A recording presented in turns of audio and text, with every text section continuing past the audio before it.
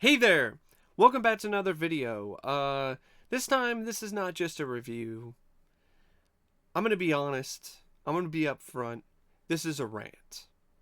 This is a no holds barred, no punches pulled, no mercy rant. Because, in all honesty, I fucking hate this movie. I thought that maybe in 2020, after 9 years of watching movies, of reviewing films, of thinking about them critically, after going to college and going to different film studies classes and reading up on how to analyze films in a different and deeper way, I thought that maybe with all of that, that I would appreciate this film more. That I would at least not hate this movie as much as I did the last time I saw this 9 years ago. But other than some rare exceptions, that was not the case. This film was every bit as bad, every bit as frustrating, every bit as aggravating, every bit as generic, every bit as shitty as I remember it being, and in some aspects, even worse.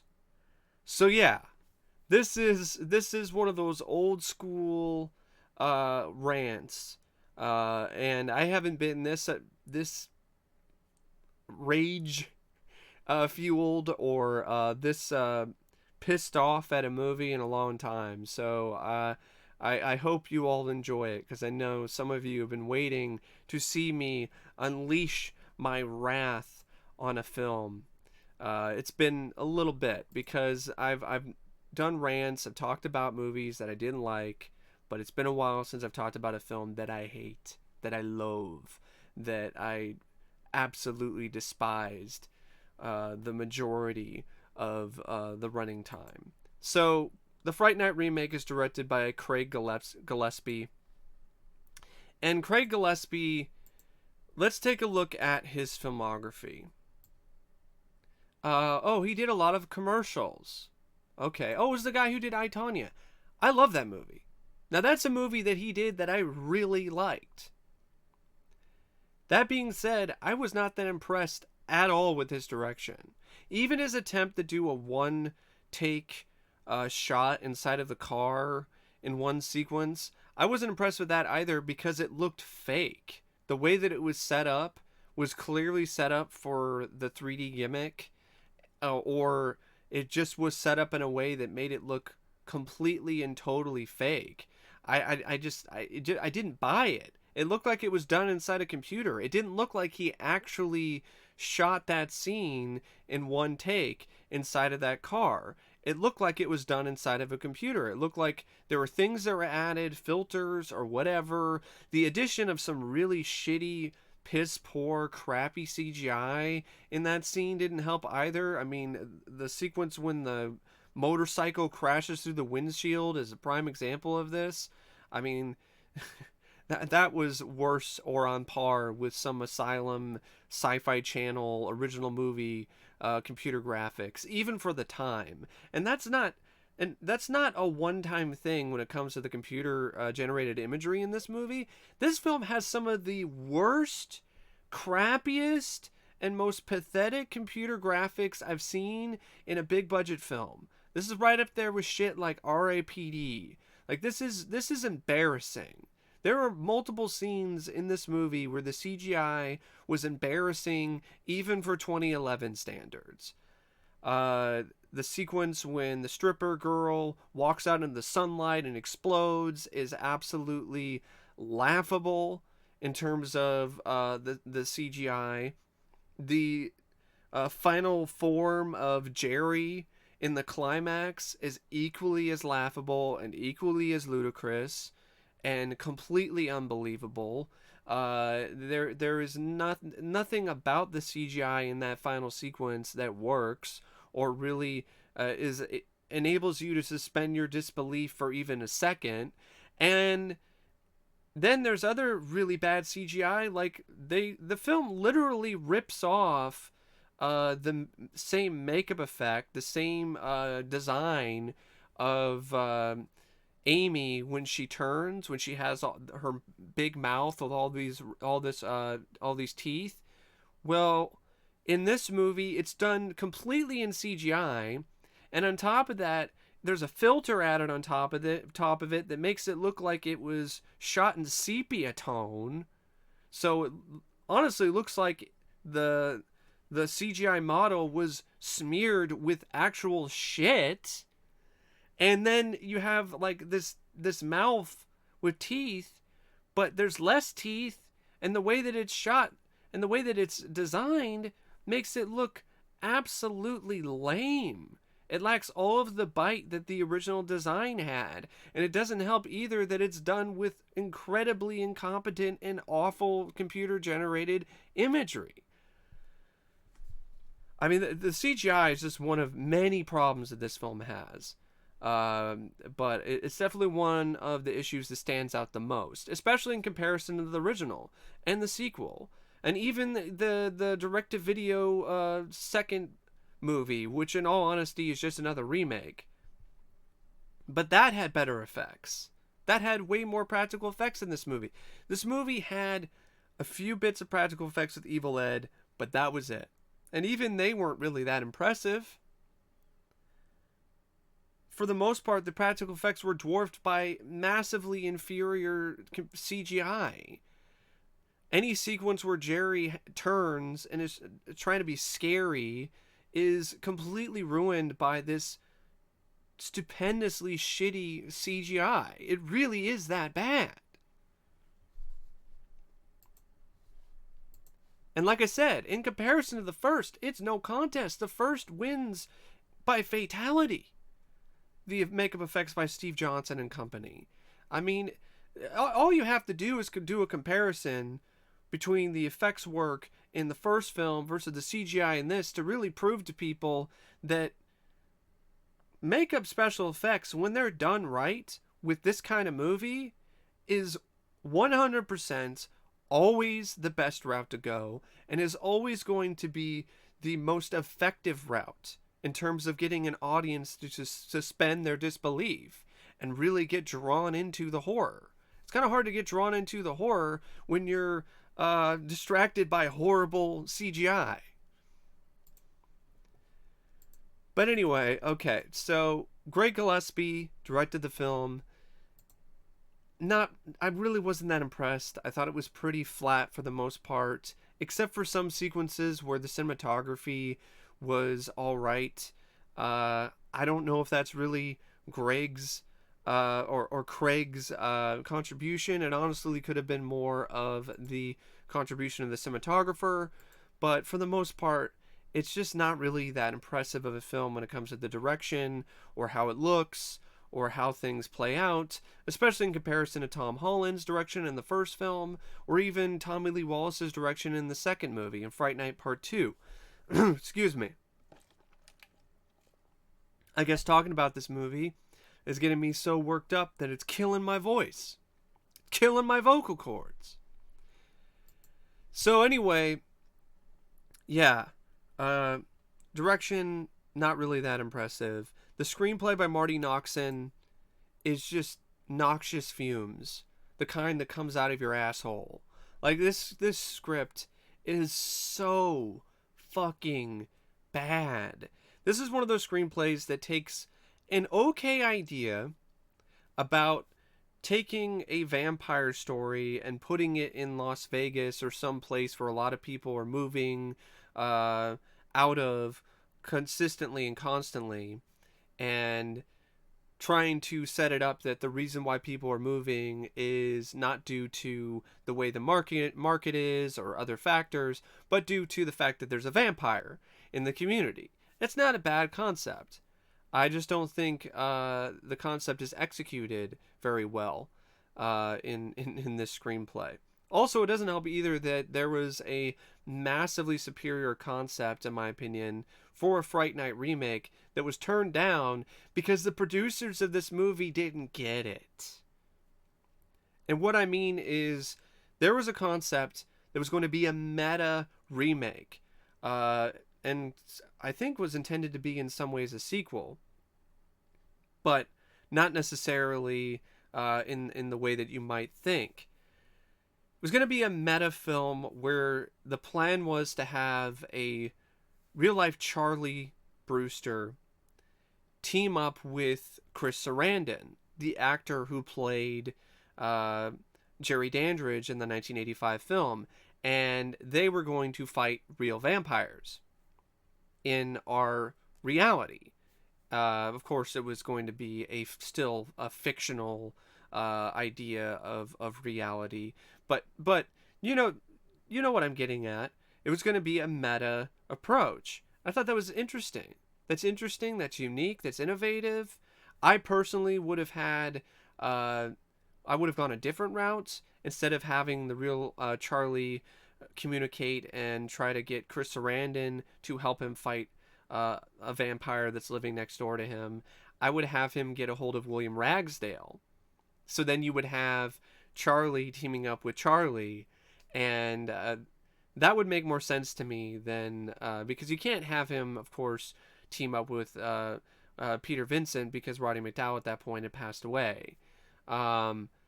So I would not have gone that route. So I would have gone the route of William Ragsdale.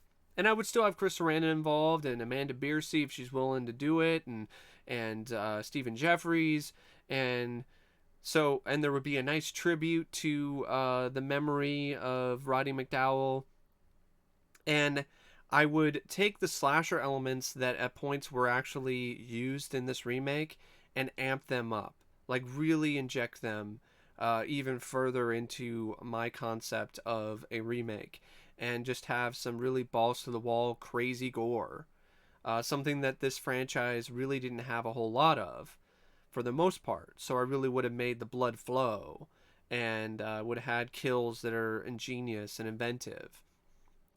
And I would also play around with the vampire mythos. Instead of having the typical usual weaknesses for a vampire, I would have them be more obscure ones. And of course, the main constant would still be sunlight. And then I would have multiple different meta references to the first film, maybe even the second movie. I would have a cover of Brad Feidel's "Come to Me" used prominently in a sequence, and have a score that would have really make an honest attempt to be as atmospheric and as moody as Feidel's score was. And that's really what I would do. That would be my approach for a Fright Night remake. And and honestly, I think that would have been a much better movie. Now it's not just because it would have been my concept and my idea, but because it understands what makes Fright Night work, but then does its own thing with the slasher elements, with the meta stuff, and so on and so forth. But I wouldn't be outright disrespecting and smacking the original film in the face and mocking it and dissing it like this film does. Which, in all honesty, that's one of the most infuriating things about this screenplay. Like, it's blatantly obvious that this screenwriter was either not a fan of Fright Night, or was one of those people who saw the film and thought it was a cheesy 80s movie that was dated and needed an update because it really wasn't that great when you put it up against the modern standards of the time. And the screenwriter thought that they could do a better job. Because there's really no reason for having lines of dialogue and sequences that are straight up middle fingers to the original film and to the legacy of Fright Night, and honestly to fans of the franchise. If the screenwriter was a fan of the franchise or the film to begin with, fans of the franchise, fans of Fright Night, would not do the kind of things or write the kind of dialogue that's used in this film. Like, for instance, there's a sequence where, and this isn't just one sequence, this is multiple times in this movie, in this script, where they mock Jerry's name. Jerry? What a stupid name for a vampire. That's a direct diss on the first film. On top of that, then you have a sequence where Chris Sarandon has a cameo and he gets killed by the new Jerry Dandridge, which is infuriating.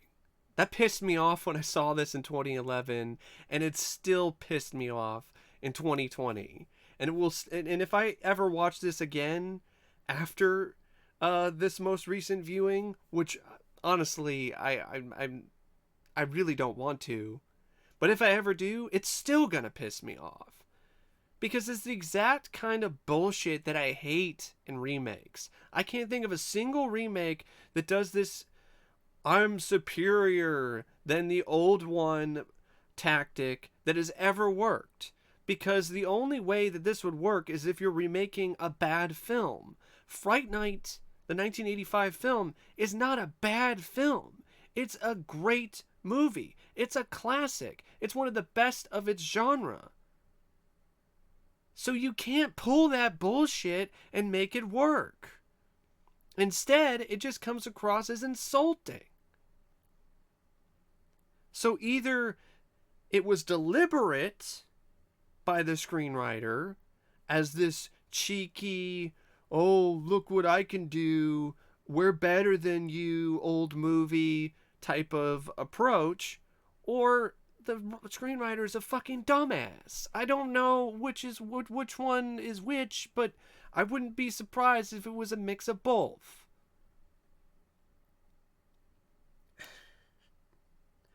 And if that kind of stuff isn't bad enough with the screenplay, you also have really awful, unlikable characters.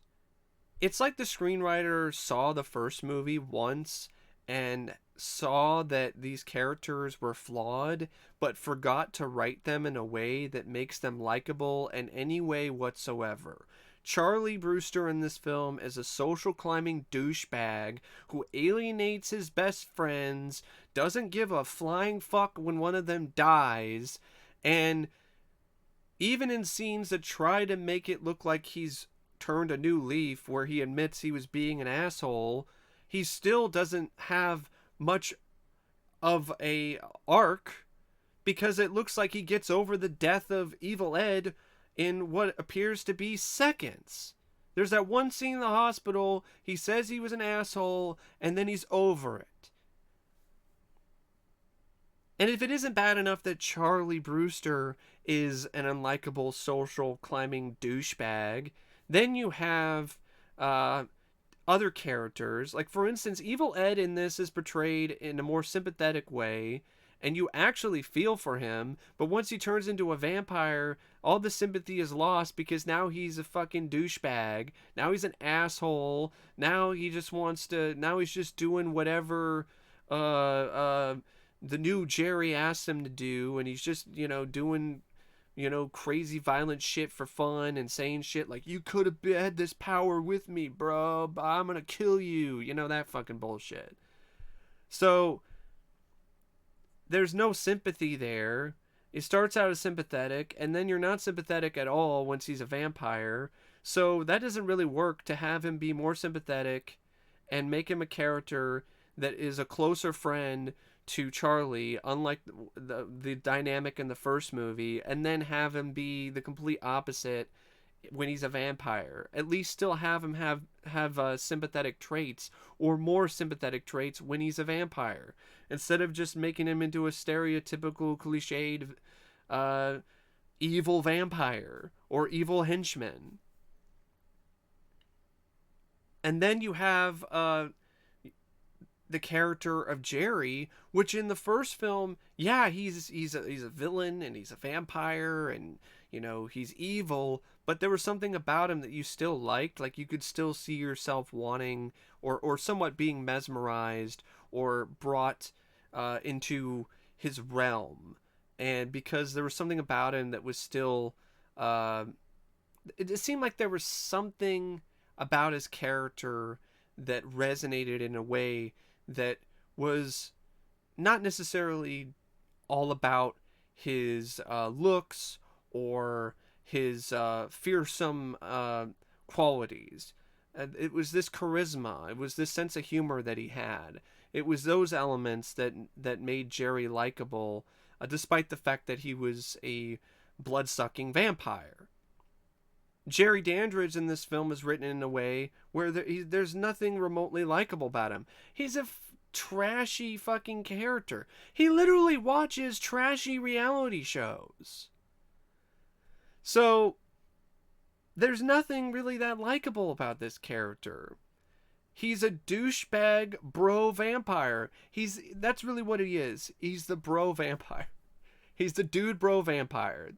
He's a dude bro stereotype to a T, who's also a vampire. I mean, there's a scene in this film, and this also falls on the screenwriter, where Jerry goes up to Charlie one night, and this is how he acts. Hey, can I borrow a 6-pack? I got a girl over and she's a real handful. And he's leaning against a fence this whole time, and fucking Colin Farrell in this. Colin Farrell is trying way too hard in this film to be sexy or mysterious or intimidating, and you don't buy any of it. And there are other times where he isn't trying at all. So there are times where he's not trying once or one iota, and then there's other times where he's trying way too hard. So either way, he sucks. He sucks as Jerry in this movie. He doesn't come close to having the same charisma or ability to make you really latch onto the character as much as Chris Sarandon did as Jerry in the first film. Chris Sarandon didn't come across as forced. He came across as natural in whatever he was doing, whether it was being a charismatic character or being a fearsome vampire. Here, fucking Colin Farrell has all the believability and I'm trying to think of the right word. I mean, resonance is a good word. Resonance of a fucking underwear model. And a bad one, too. One that, and really, underwear models don't even act. They just stand in front of camera and show their package in a pair of underwear. But yeah, Colin Farrell was straight up ass in this movie. I do not understand the praise that he gets for his performance in this film. I mean, all his performance is smoldering at the camera and moving his eyebrows in every which way but loose. I mean, he moves his eyebrows so much in this movie. There were times where I thought his eyebrows were going to leap off his head and jump at the screen. Now, how about that for a 3D effect?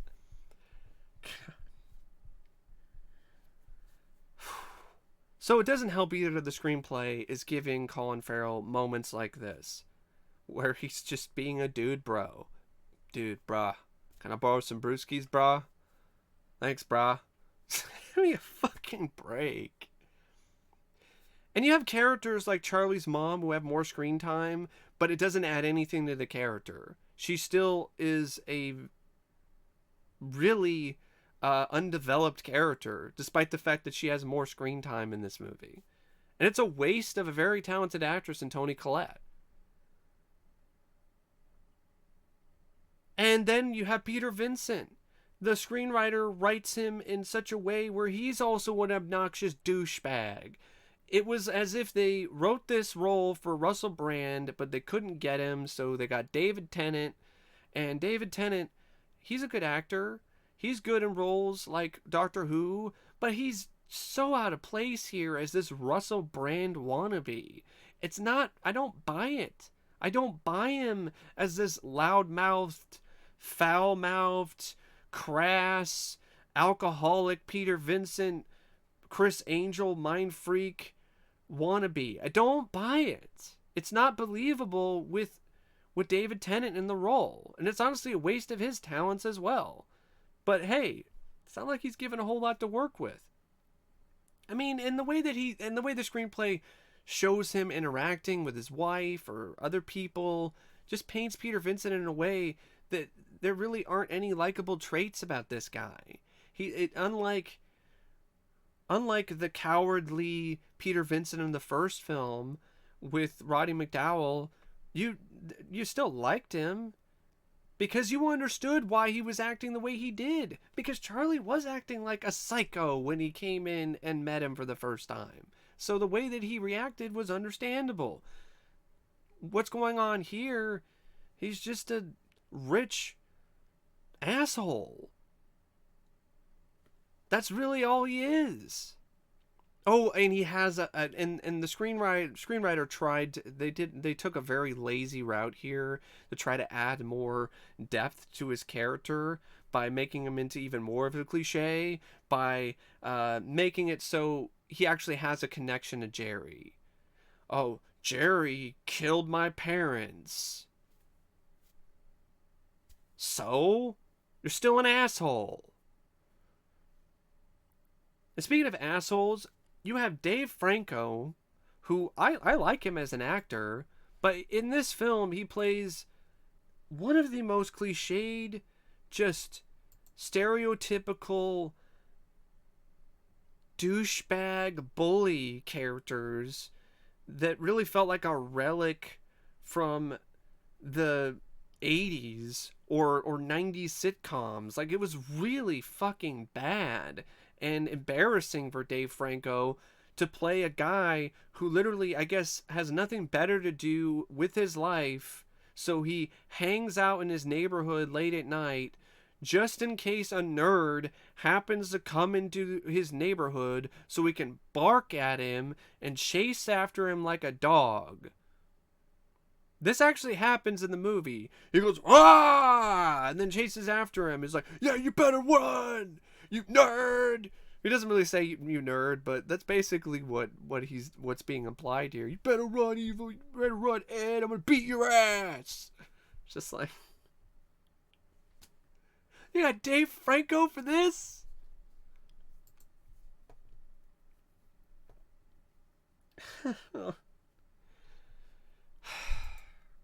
The one character that the screenplay actually writes in a way that is likable is Amy. I'll give them credit for that. I'll give the screenwriter credit for that, how they wrote Amy. And in all honesty, Imogen Poots was one of the only things about this movie after watching it again that I completely did a 180 on. I was way too hard on her the last time I talked about this movie, and honestly, she was the best actress, the best actor in the entire film. It didn't help that she was really nice to look at too, but at the same time, I thought she delivered the best performance. But the screenwriter didn't really give her a whole lot to do, gave her a lot of scraps, despite the fact that the screenwriter wrote her in a way that she was more likable. The screenwriter still didn't really give her anything other than being eye candy. So, in a way, the screenwriter still did her a disservice as well. And then you have the sense of humor in this movie, which is just painfully, if you want to talk about dated, this is the kind of sense, these are the kind of jokes and the kind of crass, cock and ball, that kind of stuff, that kind of humor that was really popular and prevalent in this particular era. The kind of super bad kind of jokes, and it doesn't help either that Evil Ed, I mean, really, honestly, let's the only reason why Christopher Mintz-Plasse was cast in this role is because he was McLovin in Superbad, and so they just wanted to do McLovin again, but in a horror movie. It doesn't work nearly as well the second time around. But yeah, it's particularly a lot of his lines of dialogue are honestly pretty cringy nowadays. That kind of like really try-hard, crass humor that I'm so sick of in right now, because it seems like most comedies, that's all they can fucking do. Dick, balls, pussy, farts, drugs, titties. It's just like, can you really? Can you be more? I'm trying to think of the right, more original. Can you put more effort into your jokes and into your humor?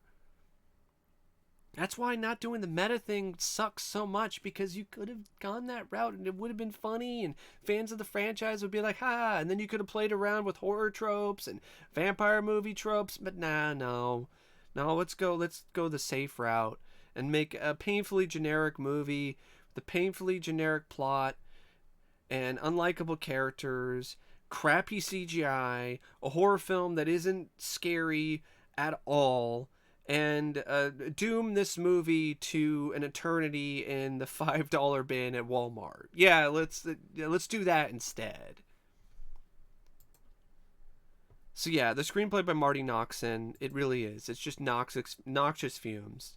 The Joker should have bottled the fumes that came from this screenplay up and put it in cosmetics and poison people and Batman, because it's that poisonous, and it's that bad for your health. And yeah, what I mean by no scares, yeah, it's not scary, because most of the time the scares are telegraphed. The horror is just horrible because it's done with horrible CGI. And there's like a couple things that were kind of creepy. In the climax, there's a pretty cool sequence where a bunch of limbs actually come out of a wall. I always like it when movies do that, and they did that here, where there's like a dirt wall, and it's because it's happening underground under this house, and so there are some arms coming out, and so that was a pretty well shot sequence. That was a little bit creepy, mainly because they did it for real and they didn't do it with a computer. I also didn't mind, and if I'm going to give the screenwriter credit for this, having Jerry put his victims and have them trapped inside his home in these various different rooms that he's built inside of his house. So it's kind of like this. I'm trying to think of the right word. Prison isn't really the right word, but it's honestly pretty close. It works. So he's built this prison essentially for all of his victims, not with bars, but instead with separate rooms. So I thought that was an interesting concept. I also didn't mind the idea that Jerry was a part of this horde of vampires, tried to change things around and make things a little bit different.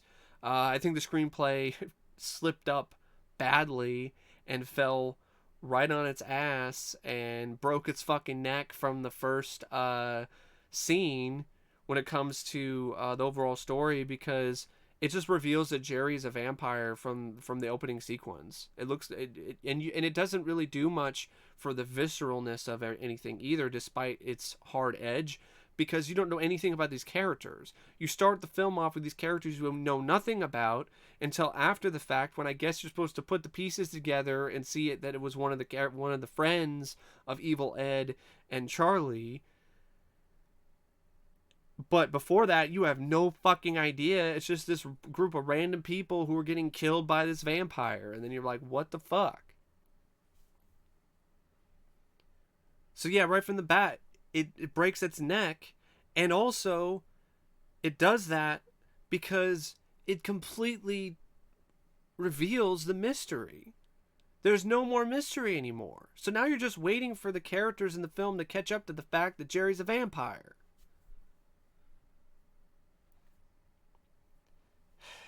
So yeah, there's just so many things about this script that don't fucking work. It's a screenplay that decides to put itself on a pedestal above the original film, which is always a mistake, and it's always disrespectful, it's always uncalled for, and it's always a slap in the face and a punch in the genitals. And it's always unwarranted. Nobody ever asks for that unless the movie that is remaking was bad to begin with. And then you have unlikable characters who are flawed but aren't likable in any way whatsoever. So the main thing that stands out is their flaws. You have a antagonist who isn't scary, isn't intimidating because the actor is either not trying or he's trying too hard. You have a horror film that isn't scary because the film telegraphs way too many scares or doesn't go for the jugular near enough. There's a lot of times it just feels like it's PG-13, but it's rated R, and it seems like it's rated R only for language and for some really crappy CGI blood. Because even the blood, for the most part, when it flows, isn't done practically.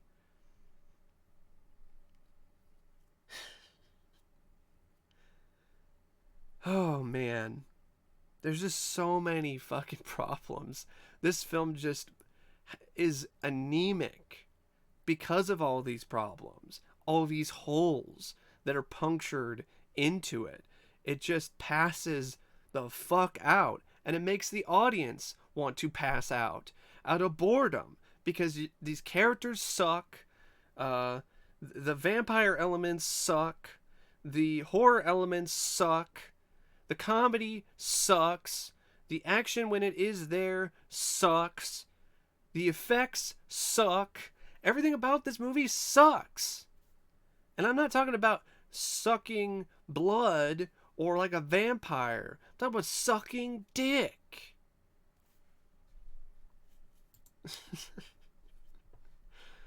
Oh. Not just any dick, vampire dick. And speaking of vampires, this movie has a line of dialogue where it insults Twilight, which I find ironic because the main vampire, Jerry Dandridge in this, poses every bit as much as the vampire Edward in Twilight. And on top of that, he's got the same pale complexion, the exact same kind of design when it comes to the vampire makeup and whatever approach they're making. So you're insulting Twilight, but you're also trying to be Twilight?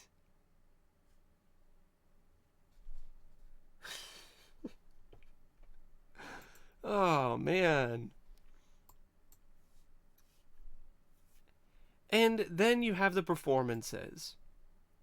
I'm not going to be too hard on the actors here other than Colin Farrell because they're doing what they're asked to do. They were given what, in my opinion, is a really shitty script. So they had nothing but a big giant plate of shit to work with.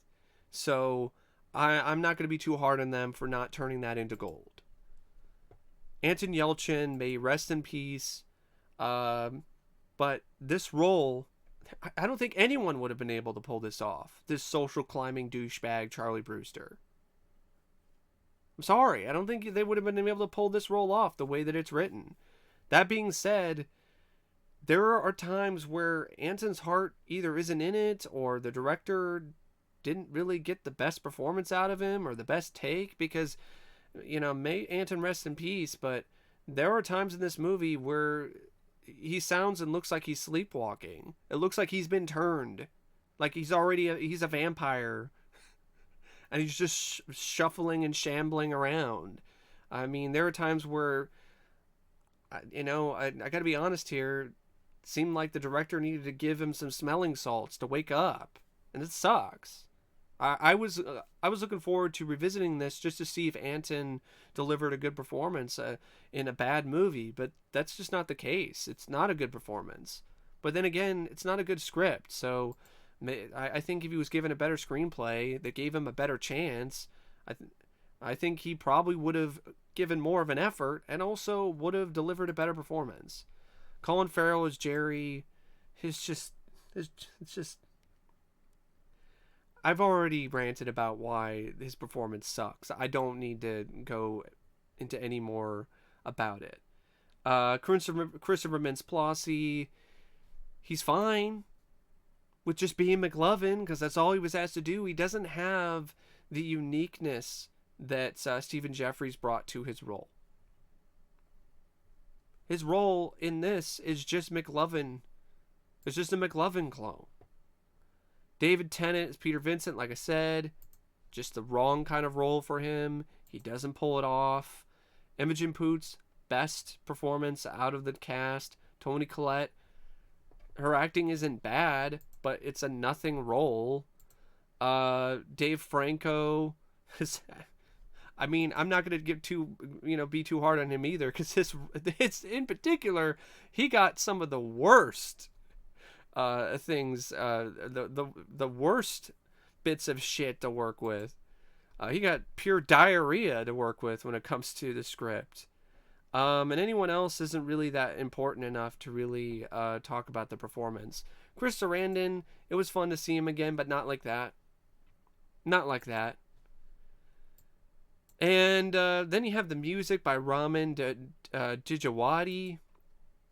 Other than like 30 seconds of a guitar riff, there was nothing memorable about it. If I can even speak without mumbling. There was nothing memorable about it. There was nothing that really resonated or stuck with you, like Brad Feidel's moody and memorable and excellent score in the first film. It didn't really add a whole lot to the movie. It was just there.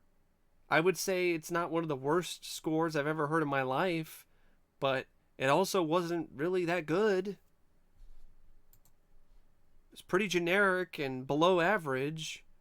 The cinematography by Javier Aguirre Sarob. When it comes to shots of Vegas at night or like anything that was panning over the suburbs, looked pretty good. When it comes to shots inside houses and underground, really nothing impressive. It's just pretty average cinematography as a whole.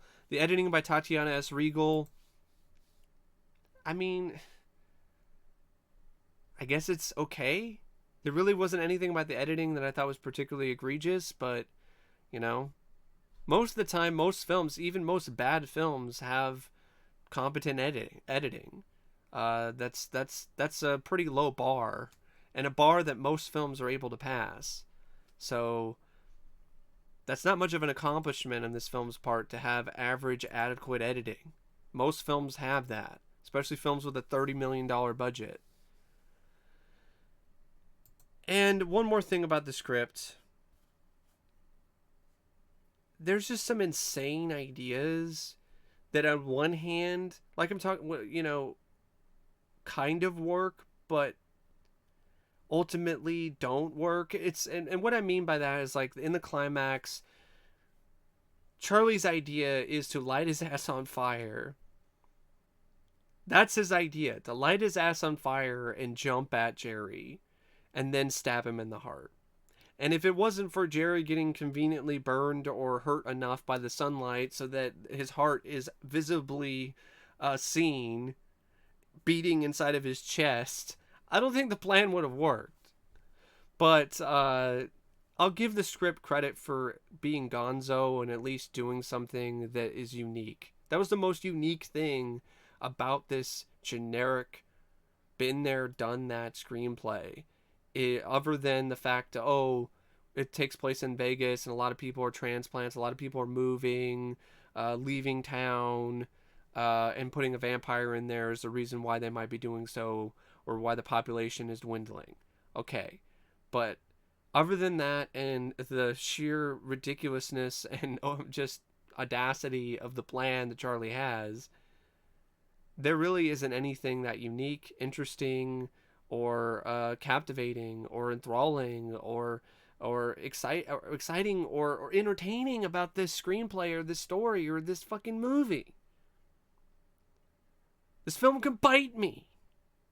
I want to put a stake into this film's fucking heart, and I want to cut its fucking head off. I want to shove it up its pale, skinny, posing, dude bro, white ass, light it on fire, freeze it with some liquid nitrogen, put it on a fucking rocket, and send its ass into the motherfucking sun. Fuck this movie.